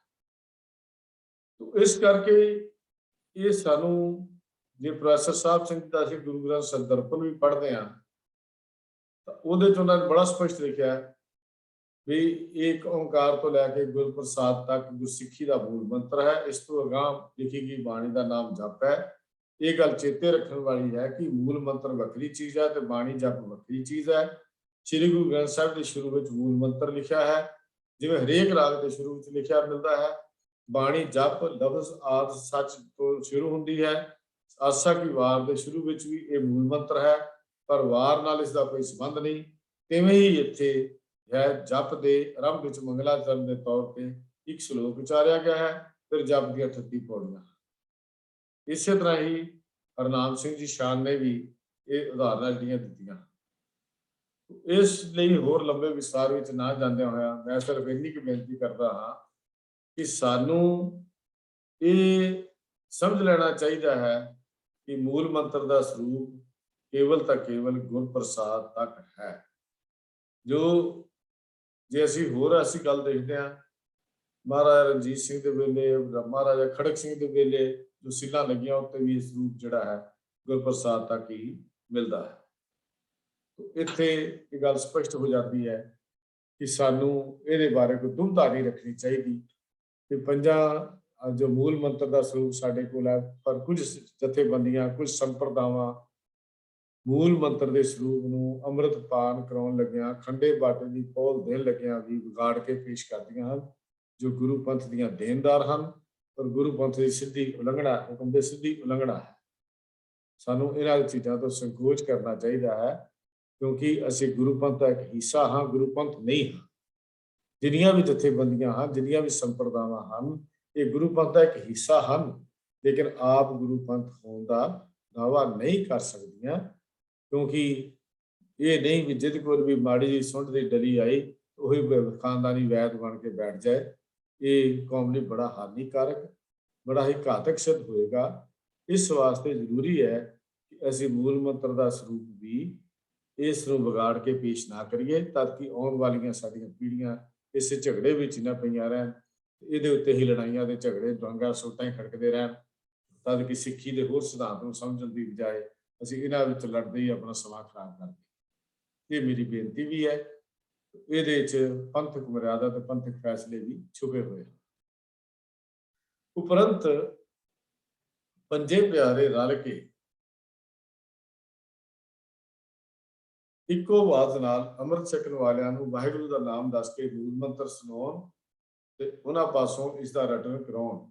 ਇੱਕ ਓੰਕਾਰ ਸਤਨਾਮ ਕਰਤਾ ਪੁਰਖ ਨਿਰਭਉ ਨਿਰਵੈਰ ਅਕਾਲ ਮੂਰਤ ਅਜੂਨੀ ਸੈਭੰ ਗੁਰ ਪ੍ਰਸਾਦ। ਫਿਰ ਪੰਜਾਂ ਪਿਆਰਿਆਂ ਵਿੱਚੋਂ ਕੋਈ ਇੱਕ ਸੱਜਣ ਰਹਿਤ ਦੱਸੇ। ਉਹ ਰਹਿਤ ਕੀ ਹੈ? ਅੱਜ ਤੋਂ ਤੁਸੀਂ ਸਤਿਗੁਰ ਕੈ ਜਨਮੇ ਗਬਰ ਮਿਟਾਇਆ ਹੈ ਅਤੇ ਖਾਲਸਾ ਪੰਥ ਵਿੱਚ ਸ਼ਾਮਲ ਹੋਏ ਹੋ। ਤੁਹਾਡਾ ਧਾਰਮਿਕ ਪਿਤਾ ਸ੍ਰੀ ਗੁਰੂ ਗੋਬਿੰਦ ਸਿੰਘ ਜੀ ਤੇ ਧਾਰਮਿਕ ਮਾਤਾ ਮਾਤਾ ਸਾਹਿਬ ਕੌਰ ਜੀ ਹਨ। ਜਨਮ ਆਪ ਦਾ ਕੇਸਗੜ੍ਹ ਸਾਹਿਬ ਦਾ ਹੈ, ਵਾਸੀ ਅਨੰਦਪੁਰ ਸਾਹਿਬ ਜੀ ਹੈ। ਤੁਸੀਂ ਇੱਕ ਪਿਤਾ ਦੇ ਪੁੱਤਰ ਹੋਣ ਕਰਕੇ ਆਪਸ ਵਿੱਚ ਤੇ ਹੋਰ ਸਾਰੇ ਅੰਮ੍ਰਿਤਧਾਰੀਆਂ ਦੇ ਧਾਰਮਿਕ ਭਰਾਤਾ ਹੋ। ਤੁਸੀਂ ਪਿਛਲੀ ਕੁੱਲ ਕਿਰਤ ਕਰਮ ਧਰਮ ਦਾ ਤਿਆਗ ਕਰਕੇ ਅਰਥਾਤ ਜਾਤ ਪਾਤ ਜਨਮ ਦੇਸ਼ ਮਜ਼ਹਬ ਦਾ ਖਿਆਲ ਤੱਕ ਛੱਡ ਕੇ ਨਿਰੋਲ ਖਾਲਸਾ ਬਣ ਗਏ। ਇੱਕ ਅਕਾਲ ਮੁਕਤ ਤੋਂ ਛੁੱਟ ਕਿਸੇ ਦੇਵੀ ਦੇਵਤੇ ਅਵਤਾਰ ਪੈਗੰਬਰ ਦੀ ਉਪਾਸਨਾ ਨਹੀਂ ਕਰਨੀ। ਦਸੋ ਗੁਰੂ ਸਾਹਿਬਾਨ ਨੂੰ ਤੇ ਉਹਨਾਂ ਦੀ ਬਾਣੀ ਨੂੰ ਬਿਨਾਂ ਕਿਸੇ ਹੋਰ ਨੂੰ ਆਪਣੀ ਮੁਕਤੀ ਦਾ ਦਾਤਾ ਨਹੀਂ ਮੰਨਣਾ। ਸਿੱਖ ਰਹਿਤ ਮਰਿਆਦਾ ਦੇ ਪੰਨਾ ਨੰਬਰ 29 ਅਤੇ 30 ਦੇ ਉੱਤੇ ਇਹ ਵਾਰਤਾ ਦਿੱਤੀ ਗਈ ਹੈ। ਜੇ ਇਸ ਨੂੰ ਰਹਿਤ ਦਿਲਾਉਣ ਦੀ ਗੱਲ ਕਰਨੀ ਹੈ, ਗੁਰ ਮੰਤਰ ਤੇ ਮੂਲ ਮੰਤਰ ਦ੍ਰਿੜ ਕਰਾਉਣ ਤੋਂ ਬਾਅਦ ਗੁਰੂ ਪੰਥ ਵੱਲੋਂ ਪ੍ਰਵਾਨਿਤ ਰਹਿਤ ਮਰਿਆਦਾ ਦੱਸੀ ਜਾਵੇ। ਜੋ ਰਹਿਤ ਮਰਿਆਦਾ ਅਸੀਂ ਪੜ੍ਹ ਰਹੇ ਹਾਂ, ਇਹ ਸਾਰੀ ਉਸ ਵੇਲੇ ਦ੍ਰਿੜ ਕਰਾਉਣ ਦੀ ਲੋੜ ਹੁੰਦੀ ਹੈ, ਭਾਵੇਂ ਸਮਾਂ ਵਧੀਕ ਵੀ ਲੱਗ ਜਾਏ। ਅੰਮ੍ਰਿਤ ਪਾਨ ਕਰਨ ਦਾ ਭਾਵ ਦੱਸਿਆ ਜਾਵੇ। ਅੰਮ੍ਰਿਤ ਛਕ ਕੇ ਉਹ ਖਾਲਸਾ ਪੰਥ ਵਿੱਚ ਸ਼ਾਮਿਲ ਹੋਇਆ, ਉਹਦਾ ਵੀ ਗੱਲ ਜ਼ਿਕਰ ਕੀਤਾ ਜਾਵੇ। ਅੱਜ ਤੋਂ ਉਹਨਾਂ ਦਾ ਧਾਰਮਿਕ ਪਿਤਾ ਗੁਰੂ ਗੋਬਿੰਦ ਸਿੰਘ ਜੀ ਤੇ ਮਾਤਾ ਸਾਹਿਬ ਕੌਰ ਜੀ ਹਨ। ਜਨਮ ਕੇਸਗੜ੍ਹ ਸਾਹਿਬ ਦਾ, ਵਾਸੀ ਅਨੰਦਪੁਰ ਸਾਹਿਬ ਦੇ ਹੋਣ ਕਰਕੇ ਆਪਸ ਵਿੱਚ ਅੰਮ੍ਰਿਤਧਾਰੀਆਂ ਦੇ ਧਰਮ ਭਰਾ ਜਾਂ ਗੁਰ ਭਾਈ ਹਨ। ਉਹਨਾਂ ਦੇ ਪਿਛਲੇ ਖਾਨਦਾਨ ਨਾਲ ਜਨਮ ਤੋਂ ਜੁੜੀਆਂ ਹੋਈਆਂ ਜਾਤਾਂ ਪਾਤਾਂ, ਜੀਵਨ ਨਿਰਵਾਹ ਲਈ ਕੀਤੇ ਜਾਂਦੇ ਜਾਇਜ਼ ਨਜਾਇਜ਼ ਸਾਧਨ, ਮੰਦੇ ਚੰਗੇ ਕੀਤੇ ਕੰਮ, ਦੇਸ਼ ਜਾਂ ਵਿਦੇਸ਼ ਦਾ ਕੋਈ ਫਰਕ, ਪਿਛਲੇ ਮਤ ਮਜ਼ਹਬ ਜਾਂ ਧਰਮ ਦਾ ਕੋਈ ਉਹਨਾਂ ਲਈ ਮਹੱਤਵ, ਇਹ ਬਿਲਕੁਲ ਖਤਮ ਹੋ ਜਾਣਾ ਚਾਹੀਦਾ ਹੈ। ਹੁਣ ਕੇਵਲ ਖਾਲਸਾ ਹਨ। ਉਹਨਾਂ ਨੂੰ ਦੱਸਿਆ ਜਾਵੇ ਹੁਣ ਤੁਸੀਂ ਕੇਵਲ ਖਾਲਸਾ ਹੋ। ਅਜਿਹੇ ਖਾਲਸਾ ਜੋ ਕਿਸੇ ਦੇਵੀ ਦੇਵਤੇ ਅਵਤਾਰ ਜਾਂ ਪੈਗੰਬਰ ਆਦਿ ਦੀ ਪੂਜਾ ਮਾਨਤਾ ਨਹੀਂ ਕਰਦੇ। ਅਜਿਹੇ ਖਾਲਸੇ ਹੋ, ਸਗੋਂ ਕੇਵਲ ਪਰਮਾਤਮ ਕੀ ਮੌਜ ਵਿੱਚੋਂ ਪੈਦਾ ਹੋਏ ਉਸ ਵਾਹਿਗੁਰੂ ਦੇ ਹੁਕਮ ਵਿੱਚ ਸਜੇ ਹੋਏ ਖਾਲਸਾ ਪੰਥ ਦੇ ਇਸ ਪਰਮਾਤਮ ਦੀ ਮੌਜ ਦੇ ਵਿੱਚ ਵਿਚਰਨ ਵਾਲੇ ਬਣੇ। ਪਰ ਕਿਉਂ ਖਾਲਸਾ ਪਰਮਾਤਮ ਕੀ ਮੌਜ, ਪਰਮਾਤਮਾ ਦੀ ਮੌਜ ਵਿੱਚੋਂ ਪੈਦਾ ਹੋਇਆ। ਨਿਰਮਲ ਜੀਵਨ ਦੀ ਸੇਧ ਹੁਣ ਕੇਵਲ ਤਾਂ ਕੇਵਲ 10 ਗੁਰੂ ਸਾਹਿਬਾਨ ਦੀ ਬਾਣੀ ਤੋਂ ਹੀ ਲੈਣੀ ਚਾਹੀਦੀ ਹੈ। ਤੁਸੀਂ ਹੁਣ ਤੋਂ ਕਿਉਂਕਿ ਗੁਰੂ ਘਰ ਵੀ ਜਨਮ ਲੈ ਲਿਆ, ਹੁਣ ਤੋਂ ਤੁਸੀਂ ਆਪਣੇ ਜੀਵਨ ਦੀ ਸੇਧ, ਮੁਕਤੀ ਦਾ ਦਾਤਾ ਤੇ ਇਸ਼ਟ ਕੇਵਲ ਤਾਂ ਕੇਵਲ 10 ਗੁਰੂ ਸਾਹਿਬਾਨ ਦੀ ਬਾਣੀ ਨੂੰ ਹੀ ਮੰਨਣਾ ਹੈ। ਇੱਥੇ ਉਹ ਗੱਲ ਜਿਹੜੀ ਅਸੀਂ ਪਹਿਲਾਂ ਪੜ੍ਹ ਚੁੱਕੇ ਹਾਂ ਗੁਰਮਤਿ ਰਹਿਣੀ ਦੇ ਸਰਲੇਖ ਵਿੱਚ, ਇੱਕ ਅਕਾਲ ਪੁਰਖ ਤੋਂ ਛੁੱਟ ਕਿਸੇ ਹੋਰ ਦੇਵੀ ਦੇਵਤੇ ਦੀ ਉਪਾਸਨਾ ਨਹੀਂ ਕਰਨੀ, ਆਪਣੀ ਮੁਕਤੀ ਦਾ ਦਾਤਾ ਤੇ ਇਸ਼ਟ 10 ਗੁਰੂ ਸਾਹਿਬਾਨ ਤੇ ਉਹਨਾਂ ਦੀ ਬਾਣੀ ਨੂੰ ਮੰਨਣਾ, 10 ਗੁਰੂ ਸਾਹਿਬਾਨ ਨੂੰ ਇੱਕ ਜੁਗਤ ਕਰਕੇ ਜਾਣਨਾ ਹੈ। ਪੂਰੀ ਮਰਿਆਦਾ ਦ੍ਰਿੜ ਕਰਾਉਣੀ ਚਾਹੀਦੀ ਹੈ, ਕਰਾਈ ਜਾਂਦੀ ਵੀ ਹੈ। ਸਿੱਖ ਰਹਿਤ ਮਰਿਆਦਾ 'ਚ ਵੀ ਇਸ ਦਾ ਜ਼ਿਕਰ ਜਿਹੜਾ ਹੈ ਉਹ ਕੀਤਾ ਗਿਆ ਹੈ। ਇਹਨਾਂ ਦੇ ਫਿਰ ਅੱਗੇ ਗੱਲ ਦੱਸੀ ਗਈ ਹੈ, ਜੇ ਅਸੀਂ ਇਸ ਮੱਧ ਨੂੰ ਥੋੜਾ ਜਿਹਾ ਹੋਰ ਛੋਟਾ ਕਰਕੇ ਦੇਖੀਏ ਤਾਂ ਇਹਦੇ ਵਿੱਚ ਕੁਝ ਵਿਵਰਜਿਤ ਕੰਮ ਹਨ, ਜਿਹੜੇ ਨਾ ਕਰਨ ਵਾਲੇ ਕੰਮ ਹਨ, ਤੇ ਕੁਝ ਕੰਮ ਕਰਨ ਵਾਲੇ ਹਨ। ਦੋ ਚੀਜ਼ਾਂ ਇਸ ਮੱਧ ਵਿੱਚ ਆਉਂਦੀਆਂ ਹਨ। ਜਿੱਥੇ ਅੱਗੇ ਜਾ ਕੇ ਆਉਂਦਾ ਹੈ ਤੁਸੀਂ ਗੁਰਮੁਖੀ ਜਾਣਦੇ ਹੋ, ਜੇ ਨਹੀਂ ਜਾਣਦੇ ਤਾਂ ਸਿੱਖ ਲਓ। ਰੋਜ਼ ਘੱਟ ਤੋਂ ਘੱਟ ਨਿਤਨੇਮ ਦੀਆਂ ਬਾਣੀਆਂ ਦਾ ਪਾਠ ਕਰਨਾ, ਜਪ ਜਾਂ ਸੁਣਨਾ, ਜਪ ਜਾਪ 10 ਸੋਈਏ ਸ਼ਰਾਬ ਸੁਧ ਵਾਲੇ, ਸੂਦ ਅਰਦਾ ਰਾਸ ਤੇ ਸੋਹਿਲਾ, ਸ਼੍ਰੀ ਗੁਰੂ ਗ੍ਰੰਥ ਸਾਹਿਬ ਜੀ ਦਾ ਪਾਠ ਕਰਨਾ ਜਾਂ ਸੁਣਨਾ, 5 ਕੱਕਿਆਂ ਕੇਸ ਕਿਰਪਾਨ ਕਸ਼ਹਿਰਾ ਕੰਘਾ ਕੜਾ ਨੂੰ ਹਰ ਵੇਲੇ ਅੰਗ ਸੰਗ ਰੱਖਣਾ, ਇਹ 4 ਪ੍ਰਾਇਤਾਂ ਨਹੀਂ ਕਰਨੀਆਂ। ਅੱਗੇ ਉਹਨਾਂ ਦਾ ਜ਼ਿਕਰ ਕੀਤਾ ਗਿਆ ਹੈ। ਇਹ ਰਹਿਤ ਰਹਿਤ ਪੰਜਾਂ ਪਿਆਰਿਆਂ ਵਿੱਚੋਂ ਕਿਸੇ ਇੱਕ ਪਿਆਰੇ ਨੇ ਦੱਸਣੀ ਹੈ, ਪੰਜ ਇਕੱਠੇ ਨਹੀਂ ਦੱਸਦੇ। ਜਿਹਨੂੰ ਇਹ ਚੁਣ ਲੈਣ, ਪੰਜਾਂ ਪਿਆਰੇ ਆਪਸ ਵਿੱਚ ਫੈਸਲਾ ਕਰ ਲੈਂਦੇ ਨੇ ਕਿ ਇਹਨਾਂ ਵਿੱਚੋਂ ਇੱਕ ਪਿਆਰਾ ਇਹ ਸਾਰੀ ਮਰਿਆਦਾ ਜਿਹੜੀ ਹੈ ਉਦ੍ਰਿੜ ਕਰਾਉਂਦਾ ਹੈ। ਇਹ ਅਸਲ ਵਿੱਚ ਉਸ ਪ੍ਰੰਤ ਦਾ ਹਿੱਸਾ ਹੈ ਜੋ ਸਿੱਖ ਨੇ ਅੰਮ੍ਰਿਤ ਦੀ ਦਾਤ ਪ੍ਰਾਪਤ ਕਰਨ ਸਮੇਂ ਲਿਆ ਹੈ, ਉਹਦਾ ਹਿੱਸਾ ਹੈ। ਇਸ ਲਈ ਇਹਨਾਂ ਦੇ ਉੱਤੇ ਵਿਸ਼ੇਸ਼ ਧਿਆਨ ਦੇਣ ਦੀ ਲੋੜ ਹੈ, ਇਹਨਾਂ ਉੱਤੇ ਵਿਸ਼ੇਸ਼ ਧਿਆਨ ਦੇਣ ਦੀ ਲੋੜ ਹੈ ਕਿ ਸਾਨੂੰ ਇਹ ਮਰਿਆਦਾ ਨੂੰ ਸਮਝਾਉਣ ਦੇ ਲਈ ਢਿੱਲ ਮੱਠ ਨਹੀਂ ਕਰਨੀ ਚਾਹੀਦੀ। ਪਹਿਲੇ ਬੰਦ ਵਿੱਚ ਅੰਮ੍ਰਿਤਪਾਨ ਕਰਨ ਤੋਂ ਬਾਅਦ ਹਰ ਅੰਮ੍ਰਿਤਧਾਰੀ ਸਿੱਖ ਦਾ ਨਵਾਂ ਜਨਮ ਹੋਣਾ ਦੱਸਿਆ ਗਿਆ ਹੈ,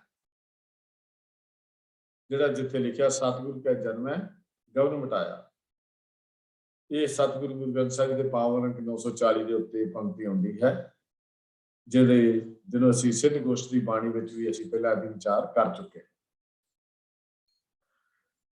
ਕਲਗੀਧਰ ਪਿਤਾ ਗੁਰੂ ਗੋਬਿੰਦ ਸਿੰਘ ਮਹਾਰਾਜ, ਉਸਦੇ ਧਾਰਮਿਕ ਪਿਤਾ ਤੇ ਧਾਰਮਿਕ ਮਾਤਾ ਮਹਿਤਾ ਸਾਹਿਬ ਕੌਰ ਜੀ, ਸਤਿਗੁਰੂ ਜੀ ਦੇ ਉਸਨਾਂ ਨੂੰ ਆਪਣੀ ਨਾਦੀ ਸੰਤਾਨ ਹੋਣ ਦਾ ਮਾਣ ਬਖਸ਼ਿਸ਼ ਕੀਤਾ ਹੈ।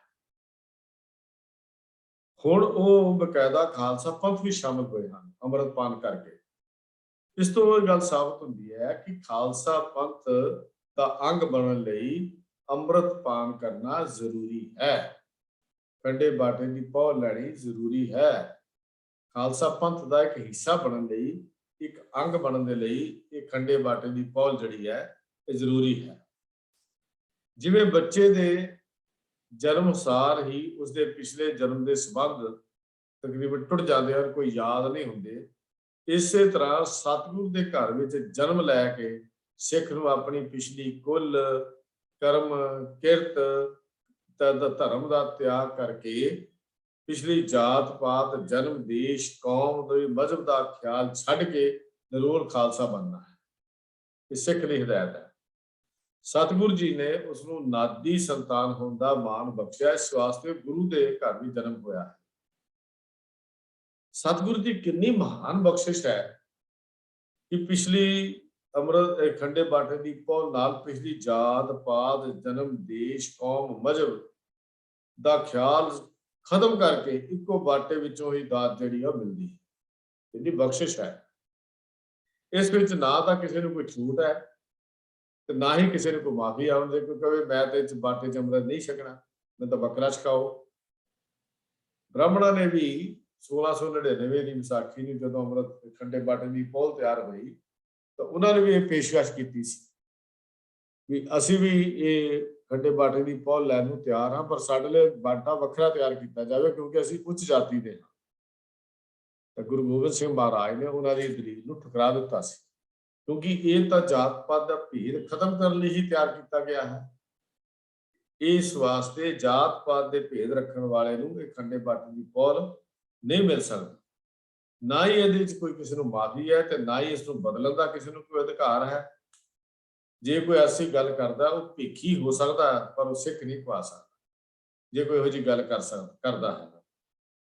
ਸਤਿਗੁਰੂ ਜੀ ਦਾ ਲਾਡਲਾ ਪਿਆਰਾ ਖਾਲਸਾ ਹਰ ਕਿਸਮ ਦੀਆਂ ਚੁਣੌਤੀਆਂ ਬਰਦਾਸ਼ਤ ਕਰ ਸਕਦਾ ਹੈ, ਪਰ ਪੰਥ ਤੇ ਹਮਲਾ ਜਿਹੜਾ ਬਰਦਾਸ਼ਤ ਕਰਨਾ ਉਹਦੇ ਲਈ ਸੌਖੀ ਬਾਤ ਨਹੀਂ ਹੈ। ਤੋ ਇਹਦੇ ਚ ਜੇ ਅਸੀਂ ਦੇਖਦੇ ਹਾਂ ਪ੍ਰਾਚੀਨ ਪੰਥ ਪ੍ਰਕਾਸ਼ ਨੂੰ ਦੇਖਦੇ ਹਾਂ ਤੇ ਉਹਦੇ ਚ ਬੜੀ ਕਮਾਲ ਦੀਆਂ ਗੱਲਾਂ ਕੁਛ ਲਿਖੀਆਂ ਹੋਈਆਂ ਨੇ। ਤੇ ਨਵੀਨਤਮ ਪੰਥ ਪ੍ਰਕਾਸ਼ ਵਿੱਚ ਵੀ ਜਿਹੜਾ ਨਵੀਨ ਪੰਥ ਪ੍ਰਕਾਸ਼ ਹੈ ਉਹਦੇ ਚ ਵੀ ਕੁਝ ਗੱਲਾਂ ਨੇ ਅੰਤ ਕੀਤੀਆਂ ਨੇ। ਸਤ ਸਨਾਤ ਕੋ 12 ਜਾਤ ਜਾਨ ਨਹਿ ਰਾਜਨੀਤ ਕੀ ਬਾਤ ਜੱਟ ਬੂਟ ਕਹਿ ਜੇਬ ਜਗ ਮਾਹੀ ਬਣੀਏ ਬਾਕਾਲ ਕਿਰਾੜ ਖਤਰੀ ਸਦਾਹੀ ਲੋਹਾਰ ਤਰਖਾਨ ਉਤ ਜਾਤ ਕਮੀਨੀ ਛੀਪੋ ਕਲਾਲ ਨੀਚਨ ਪੈ ਕਿਰਪਾ ਕੀਨੀ ਗੁਜਰ ਗਵਾਰ ਹੀਰ ਕਮਜਾਤ ਕਬੋਚ ਸੂਦਨ ਕੋਈ ਪੁੱਛੇ ਨਾ ਬਾਤ ਝੀਵਰ ਨਾਈ ਰੂੜੇ ਕਮਿਆਰ ਸਾਈਨੀ ਸੁਨਿਆਰੇ ਚੂੜੇ ਚਮਿਆਰ ਭੱਟ ਉਹ ਬ੍ਰਾਹਮਣ ਉੱਤੇ ਮੰਗਵਾਰ ਬਹੁ ਰੁਪਏ ਲੁਬਾਣੇ ਉਹ ਕਮਿਆਰ ਹਿੰਨ ਗਰੀਬ ਕੋ ਦਿਓ ਪਾਤਸ਼ਾਹੀ ਇਹ ਯਾਦ ਰੱਖੇ ਹਮਰੀ ਗੁਰੂ। ਪੰਥ ਪ੍ਰਕਾਸ਼ ਦੇ ਵਿੱਚ ਪ੍ਰਾਚੀਨ ਪੰਥ ਪ੍ਰਕਾਸ਼ ਵਿੱਚ ਆਉਂਦਾ ਹੈ। ਇੰਨੀਆਂ ਜਾਤਾਂ ਦਾ ਉਹਨੇ ਜ਼ਿਕਰ ਕਰਕੇ ਕਹਿਣ ਲੱਗੇ ਕਲਗੀਧਰ ਪਾਤਸ਼ਾਹ ਜਿਹੜੇ ਇਹ ਸਨ, ਇਹਨਾਂ ਗਰੀਬਾਂ ਨੂੰ ਸਾਰਿਆਂ ਨੂੰ ਹੁਣ ਪਾਤਸ਼ਾਹੀ ਬਖਸ਼ ਦਿੱਤੀ ਹੈ। ਉਹ ਹੈ ਖੰਡੇ ਬਾਟੇ ਦੀ ਪਹੁਲ ਦੇ ਵਿੱਚ ਲੈ ਕੇ ਸਿੱਖੀ ਵਿੱਚ ਸ਼ਾਮਲ ਹੋਣ ਲਈ। ਫਿਰ ਅਗਲੀ ਗੱਲ ਜਿਹੜੀ ਮਿਲਦੀ ਹੈ ਵੀ ਸਤਿਗੁਰੂ ਕਾ ਜਨਮ ਹੈ ਗਗਨ ਮਟਾਇਆ, ਵੀ ਸਿੱਖ ਦਾ ਜਨਮ ਸਤਿਗੁਰੂ ਦੇ ਜਦੋਂ ਘਰ ਵਿੱਚ ਹੋ ਜਾਂਦਾ, ਉਹਦਾ ਆਵਾਗਮਨ ਭਟਕਣ ਤੇ ਜਨਮ ਮਰਨ ਦਾ ਗੇੜ ਸਮਾਪਤ ਹੁੰਦਾ।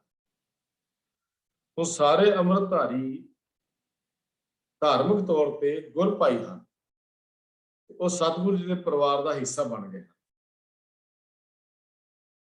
ਇਹਦੇ ਨਾਲ ਇਹ ਵੀ ਗੱਲ ਦ੍ਰਿੜ ਕਰਾਈ ਜਾਂਦੀ ਹੈ ਕਿ ਤੁਹਾਡਾ ਜਨਮ ਕੇਸਗੜ੍ਹ ਸਾਹਿਬ ਦਾ ਹੈ, ਵਾਸੀ ਅਨੰਦਪੁਰ ਸਾਹਿਬ ਦੀ ਹੈ।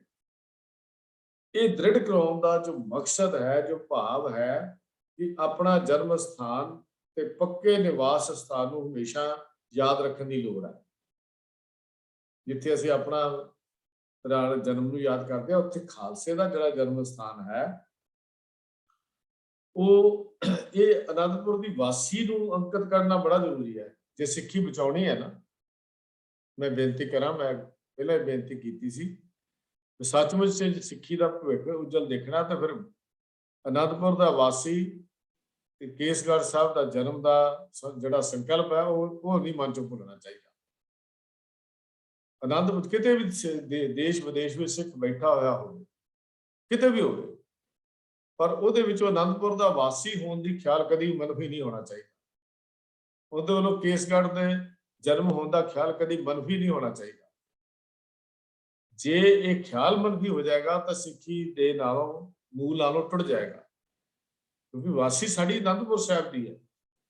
ਜਿੱਥੇ ਮਰਜ਼ੀ ਸਿੱਖ ਵੱਸਦਾ, ਦੇਸ਼ ਵਿਦੇਸ਼ ਕਿਤੇ ਵੀ ਸੰਸਾਰ ਦੇ ਕੋਨੇ 'ਚ ਰਹਿੰਦਾ ਹੋਵੇ, ਪਰ ਉਹਨੂੰ ਆਪਣੇ ਬੱਚਿਆਂ ਨੂੰ ਤੇ ਆਪਣੇ ਪਰਿਵਾਰ ਤੇ ਆਪਣੇ ਸਾਥੀਆਂ ਨੂੰ ਵੀ ਇਹ ਗੱਲ ਦੱਸਣ ਦੀ ਲੋੜ ਹੈ ਕਿ ਅਸੀਂ ਅਨੰਦਪੁਰ ਦੇ ਸਾਰੇ ਵਾਸੀ ਹਾਂ, ਸਾਡੀ ਵਾਸੀ ਅਨੰਦਪੁਰ ਦੀ ਹੈ। ਇਸ ਵਾਸਤੇ ਅਸੀਂ ਸਾਰਿਆਂ ਨੇ ਆਪੋ ਵਿੱਚ ਮੇਲ ਜੋਲ ਰੱਖ ਕੇ ਸਿੱਖੀ ਦੇ ਭਵਿੱਖ ਨੂੰ ਉਜਲ ਬਣਾਉਣ ਦਾ ਯਤਨ ਕਰਨਾ ਹੈ। ਇੱਥੇ ਇਸ ਅਨੰਦਪੁਰ ਦੀ ਵਾਸੀ ਤਾਂ ਜਿਹੜੀ ਸ਼ਬਦ ਜਿਹੜਾ ਹੈ ਅੰਕਿਤ ਕੀਤਾ ਗਿਆ। ਅੰਗਰੇਜ਼ਾਂ ਨੇ ਰਾਜ ਕੀਤਾ, ਸਾਰੇ ਸੰਸਾਰ ਤੇ ਲਗਭਗ ਰਾਜ ਕੀਤਾ, ਪਰ ਕਿੰਨੀ ਹੈਰਾਨੀ ਦੀ ਇੱਕ ਗੱਲ ਹੈ ਕਿ ਨੌਕਰੀ ਤੋਂ ਫਾਰਗ ਹੋ ਕੇ ਅਖੀਰ ਉਹਨਾਂ ਨੇ ਆਪਣੀ ਪੱਕੀ ਰਿਹਾਇਸ਼ ਵਿਲਾਇਤ ਵਿੱਚ ਹੀ ਰੱਖੀ, ਇੰਗਲੈਂਡ ਵਿੱਚ ਹੀ ਰੱਖੀ। ਦੇਖੋ ਉਹਨਾਂ ਦੀ ਸੋਚ ਦੇਖੋ, ਉਹਨਾਂ ਨੇ ਆਪਣੇ ਵਤਨ ਨੂੰ ਕਦੀ ਨਹੀਂ ਭੁਲਾਇਆ, ਕਦੀ ਨਹੀਂ ਭੁਲਾਇਆ ਆਪਣੇ ਵਤਨ ਨੂੰ। ਅੱਜ ਸਾਡੀ ਹਾਲਤ ਕੀ ਹੈ ਵੀ ਅਸੀਂ ਇਹ ਜਿਸ ਧਰਤੀ ਤੇ ਬੈਠੇ ਆ, ਇਸ ਧਰਤੀ ਨਾਲੋਂ ਜੁਦਾ ਹੋਣ ਵਿੱਚ ਸ਼ਾਇਦ ਫਖਰ ਮਹਿਸੂਸ ਕਰਨ ਲੱਗ ਪਏ। ਔਰ ਅਸੀਂ ਇਸ ਧਰਤੀ ਦੇ ਉੱਤੇ ਜਿੱਥੇ ਕਦੀ ਮੈਜੋਰਟੀ ਵਿੱਚ ਹੁੰਦੇ ਸੀ, ਹੁਣ ਮਿਨੋਰਟੀ ਵਿੱਚ ਹੋਣ ਦਾ ਡਰ ਸਾਡੇ ਅੰਦਰ ਵਸ ਗਿਆ ਹੈ। ਅਗਰ ਜੇ ਸਾਡੀ ਇੱਥੇ ਅਸੀਂ ਘਟ ਜਾਵਾਂਗੇ, ਗਿਣਤੀ ਵਿੱਚ ਪੱਖੋਂ ਵੀ ਘਟਾਂਗੇ, ਤਾਂ ਰਾਜਨੀਤਿਕ ਪੱਖ ਤੋਂ ਵੀ ਸਾਡੇ ਖੋਖਲਾਪਨ ਸਾਰਾ ਜ਼ਾਹਰ ਹੋ ਜਾਏਗਾ। ਇਸ ਪੰਜਾਬ ਦੀ ਧਰਤੀ ਦੇ ਉੱਤੇ ਅੱਜ ਸਰਕਾਰਾਂ ਤਾਂ ਚਾਹੁੰਦੀਆਂ ਹੀ ਨੇ ਕਿ ਇਹਦਾ ਨੌਜਵਾਨ ਇੱਥੇ ਨਾ ਰਹੇ, ਖਾਸ ਕਰਕੇ ਸਿੱਖ ਨੌਜਵਾਨ ਇੱਥੋਂ ਵਿਦੇਸ਼ ਵਿੱਚ ਚਲਾ ਜਾਏ। ਕਾਰਨ ਤੁਹਾਨੂੰ ਮਿਨੋਰਟੀ ਵਿੱਚ ਲਿਆਉਣ ਦੇ ਲਈ ਇਹ ਧਰਤੀ ਦੇ ਉੱਤੇ ਵੀ ਤੁਸੀਂ ਘੱਟ ਗਿਣਤੀ ਵਿੱਚ ਹੋ ਜਾਏਗੇ। ਇਹ ਕਾਰਨ ਹਨ ਕੁਝ ਇਹਨਾਂ ਦੇ, ਜਿਹਦੇ ਕਰਕੇ ਇੱਥੇ ਨਾ ਉਹ ਸਾਧਨ ਕ੍ਰੀਏਟ ਕੀਤੇ ਜਾ ਰਹੇ ਹਨ, ਇੱਥੇ ਨੌਕਰੀਆਂ ਜਿਹੜੀਆਂ ਹਨ ਉਹ ਨਹੀਂ ਦਿੱਤੀਆਂ ਜਾ ਰਹੀਆਂ। ਕਿਉਂ ਨਹੀਂ?